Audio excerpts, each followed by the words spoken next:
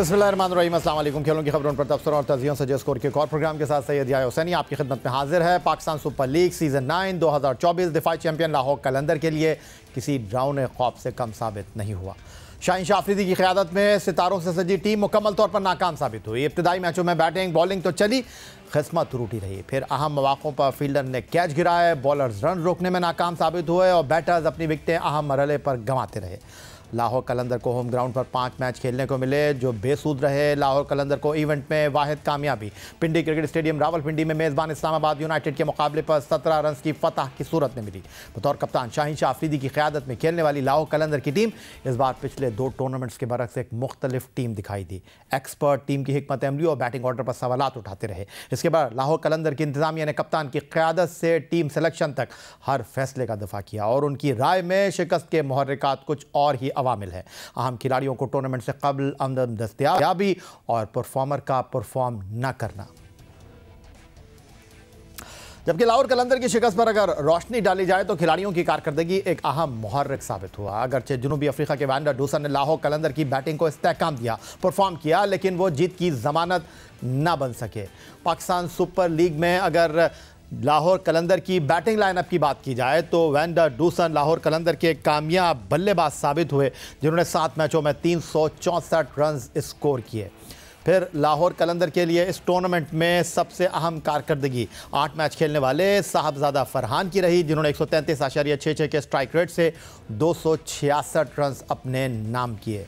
Pakistan super league season 9 2024 में लाहौर कलंदर के तीसरे कामयाब बैटर अब्दुल्ला शफीक, जिनको सिर्फ 5 मैच खेलने को मिले, उन्होंने 159 रन अपने नाम किए। पिछले सीज़न में लाहौर कलंदर की जीत की ज़मानत बनने वाले जारहा मिजाज फ़खर जमान लाहौर कलंदर के लिए सबसे बड़ा मसला साबित हुए। 8 मैच में 19.62 की औसत से उनके नाम सिर्फ 157 रन रहे। पाकिस्तान सुपर लीग सीज़न 2 मुसलसल जीतने वाली लाहौर कलंदर ने शाहीन अफरीदी की क़यादत में जीते ज़रूर, तमाम टीमों के मुकाबले में ख़ुद को बेहतरीन साबित किया। पिछले 2 सीज़न ग्राउंड में कलंदर के लिए यादगार ही साबित हुए। पाकिस्तान सुपर लीग सीज़न 9 में लाहौर कलंदर की बॉलिंग लाइनअप की अगर हम बात करते हैं तो वो T20 क्रिकेट में बैनुल अक़वामी सतह पर पाकिस्तान की टॉप बॉलिंग ही रही है। कप्तान शाहीन शाह अफरीदी इस बार 9 मैच खेले, 36 ओवर किए, 22.14 की औसत से उनके नाम 14 विकटें रहीं। हारिस रऊफ जो पाकिस्तान सुपर लीग की फ्रेंचाइज लाहौर कलंदर के PDP प्रोग्राम का एक अहम नाम है, उन्होंने इस बार सिर्फ 4 मैच खेले क्योंकि वो अनफिट हो गए थे। 66 की औसत से सिर्फ 2 विकटें इस बार उनके नाम रही। फिर जमान खान जिन्होंने हाल ही में बैनुल अक़वामी सतह पर पाकिस्तान को रिप्रेजेंट किया, 9 मैचों में पाकिस्तान सुपर लीग सीज़न 9 में 28.72 की औसत से 32 ओवर करवा कर वो 11 खिलाड़ियों को पवेलियन लौटा सके। फिर 9 मैच में जहांदाद खान को महज 23 ओवर कराने का मौका मिला जहां उन्होंने 5 विकटें अपने नाम की। और सिकंदर रज़ा 8 मैच में सिर्फ 18 ओवर्स कर सके जहां 50.33 की औसत से उनके नाम महज 3 विकटें नहीं। सीज़न 9 में लाहौर कलंदर ने अफगानिस्तान के leg break googly bowler Rashid Khan की अदम मौजूदगी का बड़ा चर्चा किया। दर हकीकत लाहौर कलंदर की पिछले 2 सीज़न में फतूहात में राशिद खान की कारकर्दगी कलीदी रही, लेकिन सिर्फ राशिद खान लाहौर कलंदर की नाकामी का ही मुहर्रिक रहे। शाहीन अफरीदी, हारिस रऊफ और Zaman Khan world class bowler हैं, उनकी अहमियत और मौजूदगी लाहौर कलंदर की जीत की ज़मानत क्यों ना बन सकी। पाकिस्तान सुपर लीग सीज़न 9 2024 अभी ख़त्म हुआ नहीं, लेकिन पाकिस्तान सुपर लीग की दिफाई चैम्पियन लाहौर कलंदर के लिए टूर्नामेंट आखिरी 4 टीमों में जाने से पहले ही ख़त्म हो गया क्योंकि ये टीम सिर्फ 1 मैच जीत कर 6ठे नंबर पर रही है। लाहौर कलंदर के chief executive officer Atif Rana इस नाकामी के हवाले से कहते हैं कि एजाज़ का दिफा ना करने का अफसोस है, अलबत्ता इस बार परफॉर्मेंस ना देने की वजूहात को भी याद रखना चाहिए। चीफ एग्जीक्यूटिव ऑफिसर का कहना है कि PSL 2024 से कबल बोर्ड का हारिस रऊफ के साथ रवैया इंतहाई अफसोसनाक था। फिर उसके अलावा पिछले 2 सीज़न से रन्स के अंबार लगाने वाले opener Fakhar Zaman out of form रहे, यह भी नाकामी की एक वजह है। और इब्तदाई मैचों के बाद ऑलराउंडर डेविस विले का अनफिट होना भी टीम की कारकर्दगी पर खासा असर अंदाज हुआ। आतिफ राना कहते हैं शाही होप और इंग्लैंड के डैन कांस का सीज़न के लिए कलंदर्स को अदम दस्तयाब होना भी शिकस्त की एक अहम वजह है। लाहौर कलंदर अपने परस्तारों की मोहब्बत और खुलूस का दिल से शुक्रिया अदा करती है जिन्होंने मुकम्मल सपोर्ट किया और आगे आने वाले सीज़न में वो कुछ बेहतर करने की कोशिश करेंगे। प्रोग्राम में वक्त हुआ इस वक्त एक ब्रेक का, लेकिन ब्रेक के बाद हमारे साथ मौजूद होंगे लाहौर कलंदर के मैनेजर और chief operating officer Sameen Rana. Video link पर वो टीम को बहुत करीब से देख रहे थे, ड्रेसिंग रूम में डग आउट में टीम के साथ थे। टीम की कारकर्दगी पर बड़े सवालात उठ रहे हैं, टीम की हिकमत अमली के हवाले से सवालात उठ रहे हैं, टीम की सिलेक्शन को लेकर क्रिकेट एक्सपर्ट पंडित खासी गुफ्तगू कर रहे हैं। और अब सीधा चलेंगे वीडियो लिंक पर। हमारे साथ मौजूद हैं पाकिस्तान सुपर लीग की फ्रेंचाइज लाहौर कलंदर के chief operating officer Sameen Rana, जो कि टीम के मैनेजर की हैसियत से टीम के थिंक टैंक का एक इंतहाई अहम हिस्सा हैं और टीम को इस टूर्नामेंट में बहुत करीब से उन्होंने देखा, क्योंकि वो टीम के साथ ड्रेसिंग रूम में भी मौजूद रहे, टीम की हिकमत अमली का हिस्सा रहे। तो समीन, आपको खुशामदीद कहते हैं। और लाहौर कलंदर के फैंस जो हैं वो टीम की इस कारकर्दगी को लेकर खासे मायूस हैं और पिछले 2 सीज़न में आपकी टीम चैम्पियन बनी, पिछले 3 सीज़न में आपकी टीम ने फाइनल खेला, लेकिन इस बार आपने जो कुछ करने की कोशिश की वो हुआ नहीं। कोई ख़ास वजह इसकी? थैंक यू वेरी मच जय भाई फॉर इनवाइटिंग मी। ऑब्वियसली जो जिस तरह आपने भी खुलासा किया कि चंद वजूहात थी जिसकी वजह से हमारी टीम उस तरह से परफॉर्म नहीं कर सकी, जिसमें जो मेन वजह रही मेरे ख्याल में वो थी हमारे अहम प्लेयर की अदम दस्तयाबी और दूसरी बात उनका आउट ऑफ फॉर्म होना। ये 2 चीज़ों ने मिल के हमारी टीम के कम्बिनेशन को अंडर प्रेशर रखा शुरू से, और लेकिन उसके बावजूद टीम ने काफ़ी फाइट ज़रूर की। मेरा ख्याल में कुछ किस्मत का भी अमल दखल रहा इस दफ़ा और कुछ रिजल्ट्स ऐसे थे जो कि हमारी फेवर में जा सकते थे, बट अनफॉर्चुनेटली क्रिकेट में ऐसा हो जाता है और वो हमारी फेवर में नहीं गए, जिसकी वजह से टीम मुसलसल प्रेशर का शिकार रही। समीन, अगर इस टूर्नामेंट के हवाले से मैं बात करता हूँ, इस टूर्नामेंट को लेकर मैं गुफ्तगू करता हूँ, तो लाहौर कलंदर की बैटिंग बॉलिंग इब्तदाई मैचों में अगर हम देखें तो परफॉर्म कर रही थी, लेकिन जो सबसे इम्पॉर्टेंट लोगों के जहनों में सवाल मौजूद है, फिर इस टूर्नामेंट के दौरान गुफ्तगू करने वाले जो क्रिकेट एक्सपर्ट हैं वो आपके कॉम्बिनेशन को लेकर, आपके फ़ैसलों को लेकर, टीम के बैटिंग ऑर्डर को लेकर बड़े जो हैं वो सवालात उठा रहे हैं। आप इस हवाले से क्या कहते हैं? क्या अगर ये सब कुछ जीत में तब्दील हो जाता तो फिर किसी को सवाल उठाने का मौका नहीं मिलता, या आप समझते हैं कि गलतियाँ हुई हैं आपसे? अच्छा ये भाई देखें, बिल्कुल सवाल तो उठते हैं जब टीम की परफॉर्मेंस अच्छी नहीं होती, लेकिन यह है कि वो सवालों की जो मेरिट्स हैं उसको थोड़ा सा जानने की ज़रूरत है। बाज़ दफ़ा क्या होता है कि लैक ऑफ इंफॉर्मेशन की बुनियाद पे लोग क्या सराइयों पे मबनी तबसरे करते हैं, जिससे ऑब्वियसली उसमें हकीकत नहीं होती। बहुत सारी चीज़ें हमारे तक भी पहुंची जिसमें टीम की सिलेक्शन, स्पेशली मुख्तलिफ प्लेयर की यूटिलाइजेशन, बैटिंग ऑर्डर के ऊपर सवालात उठाए। लेकिन आप अगर देखें कि हमारी जो चेंजेस होती है, ये वाहिद सीजन था जिसमें मेरा ख्याल में किसी 2 मैचों में हमने एक टीम नहीं खिलाई, और इसका हमें भी एहसास है। और लाहौर तो वो टीम थी जो पिछले साल इस बात पे क्रिटिसाइज होती थी कि यार ये तो चेंज ही कोई नहीं करते, जो बेंच पे बैठे हुए लड़के हैं उनको मौका ही नहीं दे रहे, और इस दफ़ा बिल्कुल रिवर्स हुआ। तो उसकी वजूहात थी। अब वजूहात में थोड़ा सा अगर मैं आपको बताऊं तो सबसे पहले आप देखें तो राशिद की अनअवेलेबिलिटी तो हमें पता भी थी। उसके बाद जो सबसे बड़ा ब्लो हुआ वो था डेविड वीजे की पहले मैच में इंजरी। उनको काफ की इंजरी थी और वो बिल्कुल ऑलमोस्ट टूर्नामेंट से आउट हो गए थे, क्योंकि उस इंजरी की रिकवरी के लिए आपको एटलीस्ट 2 वीक्स का टाइम तो चाहिए था। लेकिन हैट्स ऑफ टू डेविड और हैट्स ऑफ टू द जो टीम थी फिजियो वगैरह की, उन्होंने बहुत मेहनत करके उनको दोबारा लेके आए ग्राउंड के अंदर। फिर शे होप की अनअवेलेबिलिटी जो कि प्लान नहीं थी। अब ड्राफ्ट में जब हमने शे होप को सिलेक्ट किया था, हमें श्योर किया गया था कि शे होप पूरे सीजन के लिए अवेलेबल है। वो हमारे मेन विकेट कीपर थे। अब अगर आपको ड्राफ्ट से 2 दिन पहले ये पता लगता है कि जी वो अवेलेबल नहीं है, मैं उसकी डिटेल्स में नहीं जाता, लेकिन ये टीम के लिए ब्लो था। और उसी तरह फिर सिकंदर रजा की जिनकी हम बात कर रहे हैं, वो भी पहले मैच में अवेलेबल नहीं थे। हमारा तो ये पहले मैच में सूरत हाल थी कि हमारे पास 3 फॉरेन प्लेयर नहीं अवेलेबल हो रहे थे, क्योंकि इतना ज्यादा एक केओस था कि कौन आ रहा है, कौन जा रहा है, किधर आ रहा है, क्यों आ रहा है, क्योंकि ILT भी हो रही है, BPL भी हो रही है, और हमारी प्लानिंग ऐसी थी जिसकी वजह से प्लेयर जो हैं वो अवेलेबल ही नहीं थे। तो डैन लॉरेंस को इंग्लैंड की टीम ने सिलेक्ट किया, जो हमारे मेन मिडल ऑर्डर की स्ट्रेंथ थे। फिर आपके भानुका राजापक्षा जो हैं, जो कि हमारे सेकंड विकेट कीपर ऑप्शन थे, उनको NOC श्रीलंकन क्रिकेट बोर्ड ने रिफ्यूज कर दिया। और ये सारे काम हो रहे हैं मैच से 1-2 दिन पहले। एंड ऑब्वियसली हारिस रऊफ के साथ जो हुआ वो हम सबको पता है।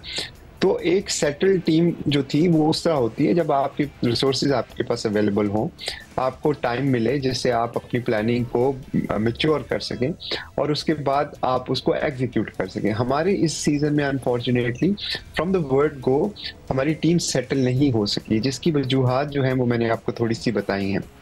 जहां तक बात रही इस क्रिटिसिज्म की कि किसको किस नंबर पे खिलाया जाता, देखिए जो मैनेजमेंट होती है ग्राउंड के अंदर या ग्राउंड से बाहर वो बेस्ट जज होती है। ऑब्वियसली फैंस या जो हमारे एक्सपर्ट्स हैं वो बाहर से देख के बिल्कुल अपने मुताबिक सही तज्जिया करते होंगे, लेकिन उनको हकीकत नहीं पता होती।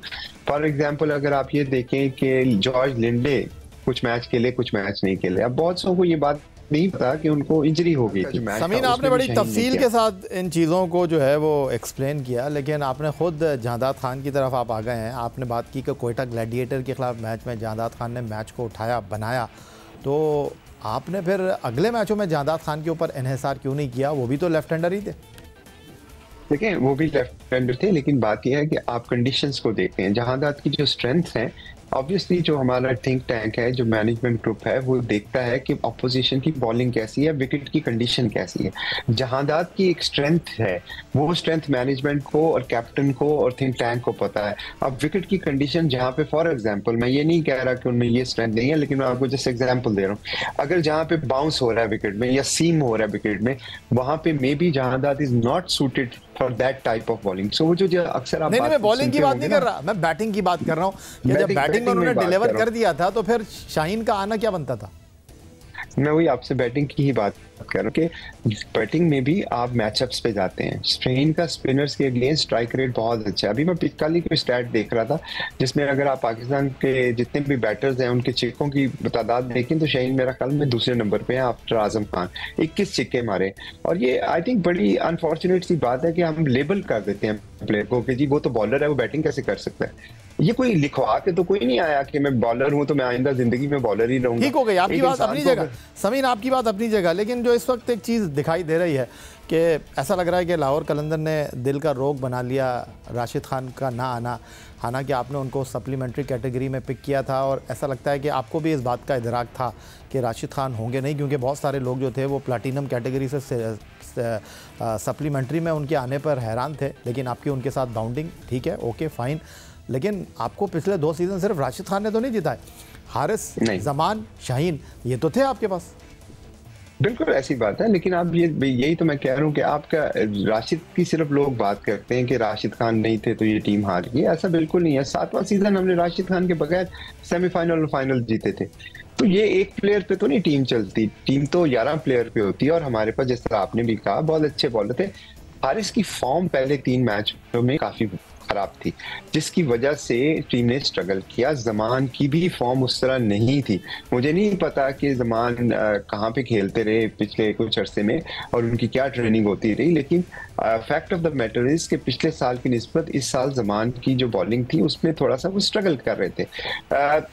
पहले मैच के बाद हमने इस चीज को एड्रेस किया, बल्कि हारिस के केस में तो पहले ही एड्रेस कर लिया, क्योंकि मेंटली तौर पे उनको काफी डिस्टर्ब थे वो। ऑब्वियसली ऑफ फील्ड जो चीजें हुई, प्लस उनकी फॉर्म भी स्ट्रगल कर रही थी।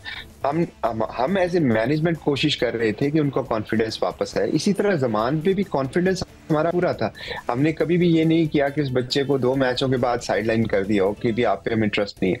मैनेजमेंट का यही काम होता है कि वो प्लेयर की को ट्रस्ट दे, उनको कॉन्फिडेंस दे, उनको अपॉर्चुनिटीज दे और उन पे बिलीव करे। लेकिन आप तो समीर स्टेट अवे ये बात कर रहे हैं कि क्रिकेट बोर्ड ने मिस हैंडल किया हारिस रऊफ को, और अब आप तो ऐसा लगता है कि हारिस रऊफ को जिस तरह आप हैंडल कर रहे हैं आके, और हारिस रऊफ के जिस तरह आप तर्जुमानी कर रहे हैं, ऐसा लगता है कि हारिस जो है वो बहुत ज़्यादा डिस्टर्ब हैं, और आपकी इस गुफ्तगू से ऐसा लगता है कि हारिस रऊफ के लिए और मसाइल पैदा हो सकते हैं।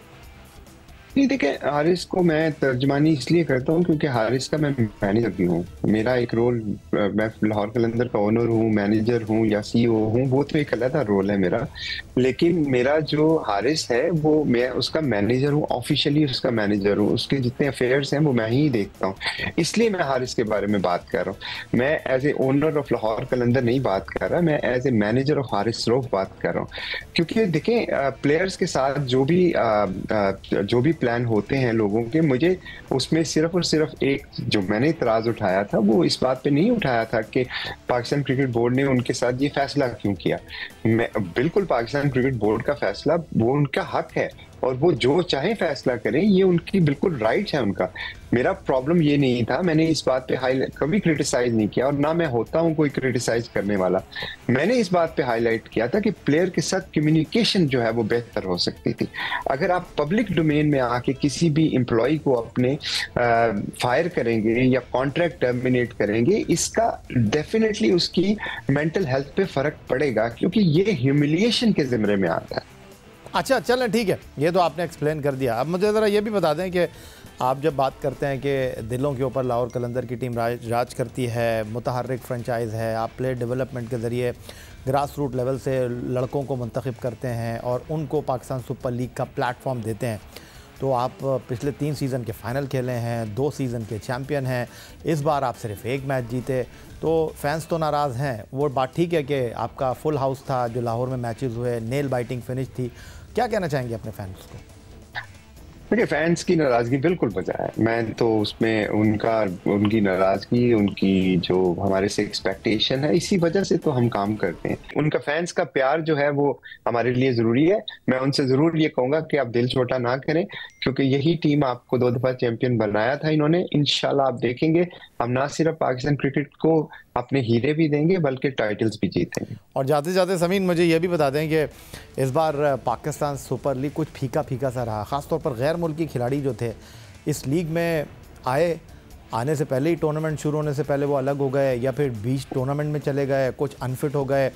आपको भी इस तमाम सिचुएशन का सामना करना पड़ा। वेंडर डूसन हो गए, सिकंदर रज़ा हो गए, वो ड्यूरिंग टूर्नामेंट आपको छोड़कर चले गए। कुछ खिलाड़ियों ने कमिटमेंट की, वो आए नहीं।